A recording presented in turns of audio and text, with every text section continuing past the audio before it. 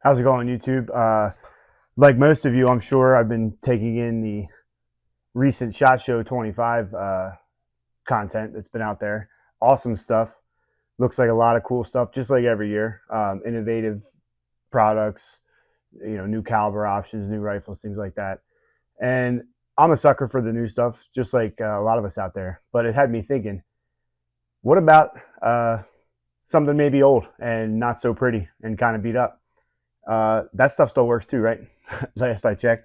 So I have this old Marlin 25 N, which the serial number indicates 1990. So, I mean, pretty old. Old 22, my dad got for me when I was a kid. It's been through the ringer, to say the least. I don't know how many bricks shot through it. Just what you would expect from a kid this 22. So I have it sitting here. I haven't shot it in years. I have no idea how accurate it is. I have no idea if it's even going to function properly. Ran some snap caps through it. Found that the ejector was not catching the round as it came back out of the action. The extractor was working fine, but the ejector. So I just bent it out a little bit. Seems to have done the trick. Probably got moved over time from, again, all the abuse that the gun's been through. Wanted to put a scope on it and run a couple different brands of ammo through it and to see what it can actually do and go from there. If it does shoot on paper, what I would need it to shoot as far as a squirrel gun, let's say, I have some options to go from there. Anybody that knows these old Marlins knows the trigger is wildly heavy and has probably about as much travel after the break that it does before. It's just a sloppy, bad trigger. So there are some options, aftermarket options for these that, are probably worth what the gun's worth. But hey, if it can shoot, it's worth it to me. Like I said before about the new stuff, I'm a fan. I love that stuff. I have plenty of rifles and shotguns with polymer stocks and Cerakote finish and all that stuff. It's great. It's cool. Something about an old bolt gun with a wood stock. It's got scratches on it. It's beat up. I mean, but hey, like I said, if it does what I need it to do, then we'll take it from there. As far as mounts, I had to order mounts for it. I didn't have any lying around because it has that old style dovetail on the receiver. Didn't want to really I know there are options out there for rails that pair well with the dovetail. I didn't really want to add any height to my sight alignment. So I went with these Warrens, 1-inch rings that are for that dovetail. They're actually called Vapor Rimfire. They're made for rimfires and I believe air rifles. My first time with the Warren rings, never used them before. Hey, they look good to me. They're anodized finished aluminum and they're made in Oregon, made in America. So that works for me. I did have a scope lying around that I wasn't using.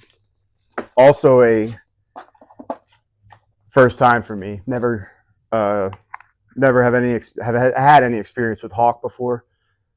This is a Hawk Vantage 2-7 by 2-7 by 32. Very affordable scope. I purchased it for another gun and decided to go a different route with that gun. So it sat for a little while. I think it'll be perfect for this little 22, especially being that I wanted to keep it kind of low profile and light. I don't want to really get it out like a boat anchor if I'm going to walk around in the squirrel woods with it. So that's the plan. Get this mounted up and bore sighted, and then we'll go over to the gun club and see how she does. Like I said, if it does what I need it to do on paper, I have options to maybe improve the trigger a little bit. And I'm thinking maybe calling up my gunsmith and getting that that muzzle threaded. I know I just said I don't want to add some weight, but that's, in my opinion, that's good weight. Makes it fun anyway, fun weight. So let's get this scope on here and we'll go from there. Hey, back here again. Made a mistake I didn't think would happen. Obviously, that's what mistakes are. You don't ever think they're going to happen. Bought the, as I said earlier, the Warren rimfire scope rings. Got the medium height option, and as you can see, went on there just fine. Gun looks good. However, the bolt, because of its large throw, its high degree throw, will not clear the mag knob on the scope. So I don't think there's any option I have to correct that other than send the rings back, and I believe they had a high option as far as the height of the rings are. So I'm gonna have to look into that, send them back, and order another set. Or they had some other options as well that were different style rings. I could always do what I didn't want to do originally and put a rail on it. But yeah, something to think about before I make a decision. Again, this gun, like I said, it's nothing special. There's like millions of them, right? But the point is, we don't need, you know, at least I don't need to go buy a new 22. You know, just because it's out. You know, I mean, I love supporting, obviously, and there's nothing wrong with having another gun. But just like, you know, I think a lot of us these days have stuff lying around, maybe not guns, maybe it could be anything. And instead of